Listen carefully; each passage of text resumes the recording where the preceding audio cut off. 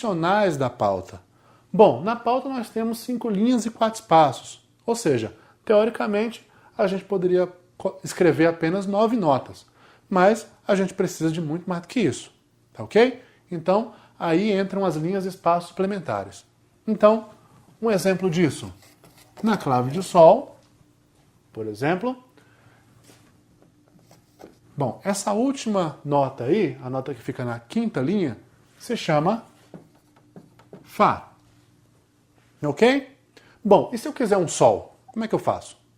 Né? Se o Fá está na linha, o Sol que está em cima dele teria que estar no espaço. Então, eu utilizo um espaço que está aqui em cima da pauta. Tá bom? Que seria o Sol. E se eu precisar de um Lá? Bom, então eu tenho que deixar o espaço do Sol e acrescentar uma linha aqui, onde eu vou colocar a nota Lá.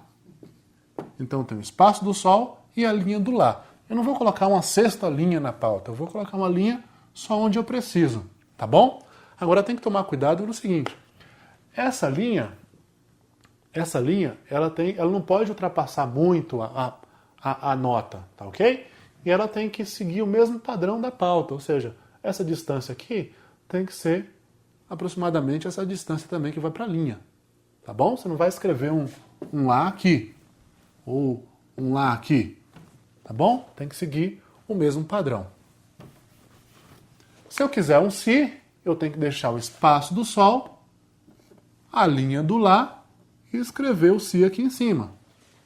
Outro ponto importante é o seguinte, se você vai escrever uma nota que está no espaço, você não precisa escrever uma linha em cima, tá ok? Para deixar especificado que está no espaço. Porque tanto faz se você escrever essa linha ou 20 linhas aqui para cima, essa nota continua sendo a mesma, ou seja, essas linhas para cima são supérfluas. Então normalmente a gente não escreve, tá bom? A gente deixa dessa maneira aqui, sem acrescentar linhas em cima. Ok? E assim por diante. Mais uma. Esse aqui é o Si. Se eu quiser um Dó, eu deixo o espaço do Sol, coloco a linha do Lá, deixo o espaço do Si e coloco uma segunda linha aqui pro Dó. E etc. Tá ok? Mesma coisa para baixo. Bom, teoricamente, a gente pode colocar quantas linhas suplementares, quantos espaços suplementares eu quiser. Tá bom? Mas na prática, a gente não costuma passar de 4 ou 5. Tá bom? Então, nós temos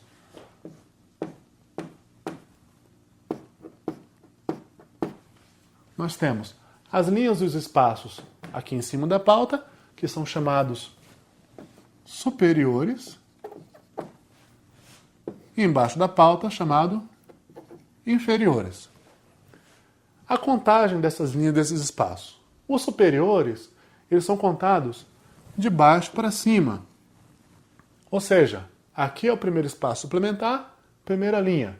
Segundo espaço suplementar, segunda linha. Terceiro espaço, terceira linha, assim por diante.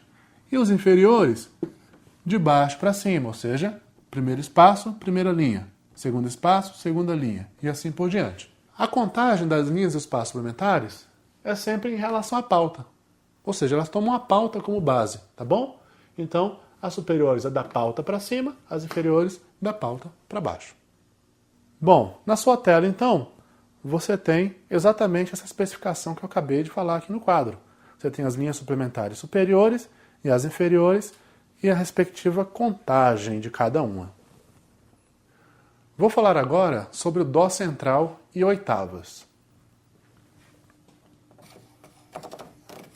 Bom, na clave de Sol, essa nota aqui, na primeira linha suplementar,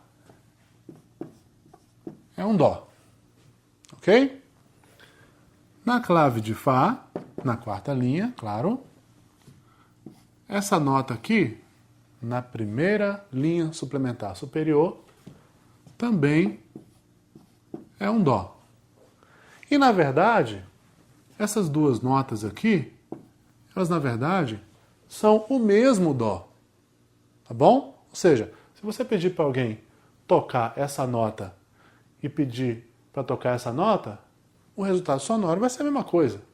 Tá bom? Elas só estão escritas em claves diferentes, mas elas possuem o mesmo som. Tá bom? E elas são chamadas de Dó central ou Dó 3. Por que isso? É chamado de Dó central porque ela divide a gama de notas musicais que o nosso ouvido consegue perceber, ela divide essa gama no meio. Tá ok? No piano, para quem toca piano, ela é o Dó que fica perto da chave. Tem uma chavezinha lá no piano acústico, estou falando do piano acústico. Aquele de parede quadrado, né? Esse Dó aqui é o Dó que fica perto da fechadura ali, tá bom? E por que Dó 3? Porque as notas elas são divididas por oitavas, tá bom? O que é oitava? É um conjunto de 8 notas, ok? Então, cada oitava possui uma numeração. Essa oitava, aonde pertence o Dó central, é chamada de oitava 3. Por isso que o Dó é o Dó 3. Ou seja, se esse é o Dó 3, o próximo Dó aqui, que seria esse, se chama Dó 4. Tá ok? Subi uma oitava, subi 8 notas. Se você contar de Dó até Dó, Dó, Ré, Mi, Fá, Sol, Lá, Si, Dó. Dá 8 notas, então subi uma oitava. Fui para o Dó 4, ok? Tudo que está entre esse Dó e esse Si aqui, embaixo do Dó, é chamado oitava 3. Ou seja, esse Dó, Dó 3, Ré 3, Mi 3, Fá 3, Sol 3, Lá 3, Si 3, Dó 4. Ok? Subindo mais uma oitava, eu tenho o Dó 5. Tudo que está desse Dó até o Si aqui embaixo do Dó é chamado a oitava 4. Daqui até o Dó lá de cima, chamado de oitava 5. Tá bom? Esse Dó 3 é o mesmo desse. Se eu descer uma oitava, eu venho para esse aqui, para esse Dó, que é o Dó 2. Então tudo que está entre esse Dó e esse Si aqui embaixo, desse Dó 3, é chamado de oitava 2. Descendo mais uma oitava, eu venho para cá. Esse é o Dó 1. Tudo aqui é oitava 1. Daqui para baixo, a gente não considera oitava 0, a gente considera oitava menos 1. Tá ok? Então, por que isso é importante? É muito importante para quando você olha uma nota na partitura, você saber exatamente que nota é aquela, que região é aquela. Então, se você olha essa nota aqui, você sabe que é um Dó 3 e você sabe onde no seu instrumento você vai tocar um Dó 3. Entendeu? É um Dó, mas não é qualquer Dó. Tem que ser o Dó exatamente nessa altura, na altura da oitava 3. Tá bom? Essa contagem de oitavas, ela também muda de país para país. Por exemplo, nos Estados Unidos, eles sempre contam um acima do que a gente conta aqui. Então, por exemplo, a oitava 3 para eles, na verdade, é a oitava 4. A oitava 2, na verdade, é a oitava 3. E assim por diante.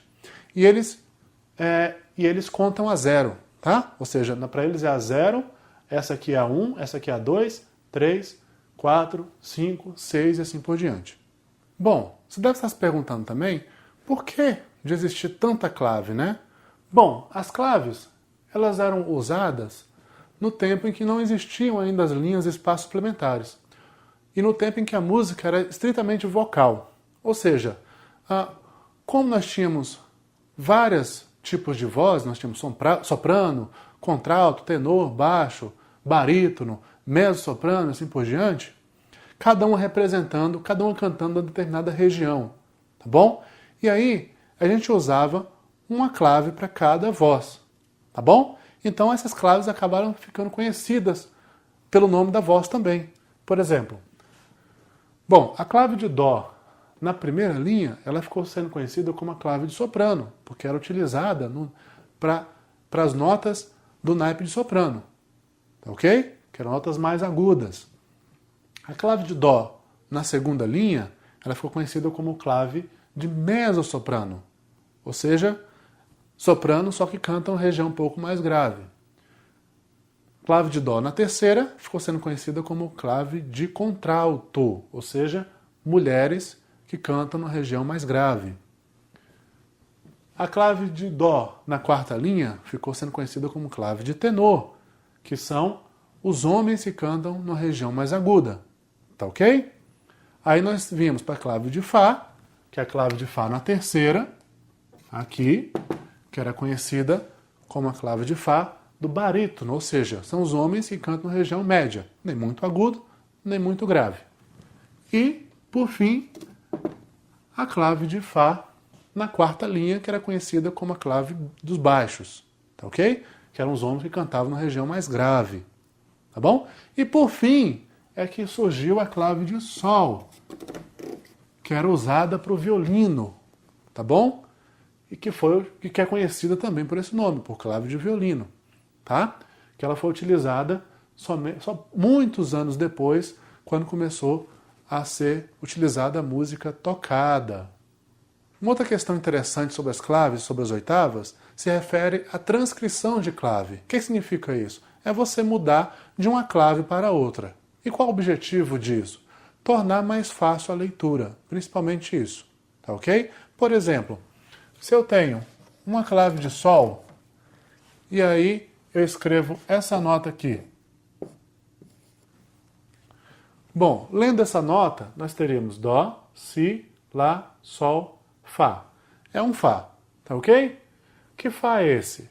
Esse aqui é o Dó 3, esse aqui então é o Fá 2.